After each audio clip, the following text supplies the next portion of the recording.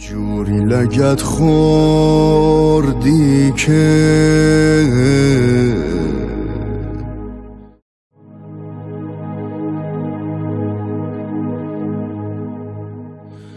ناهلت الجسم یعنی نحیف و دل شکسته میری، جوونی اما مادر پیری، بهونه سفر میگیری. باکیت یعنی بارون غصه ها میباره، چشای مادر ما تاره، دیگه علی شده بیچاره.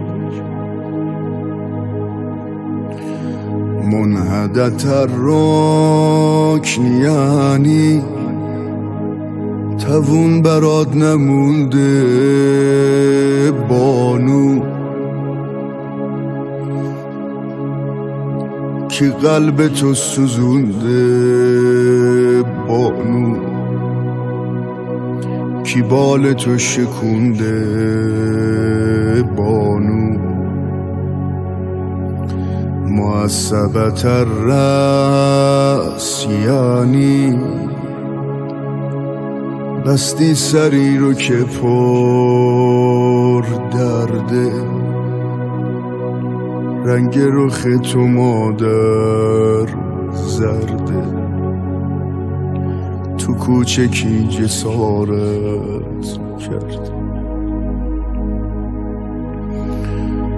جوری لگد خوردی که نمیتونی بلند شی از جات، جای غلاف رو بازوهات، داری میری کنار بابات. هیچ کسی ای وای من نگفت تو کوچه به اون کافر، نزد زن و جلوی شوهر، بمیر زینبت مادر.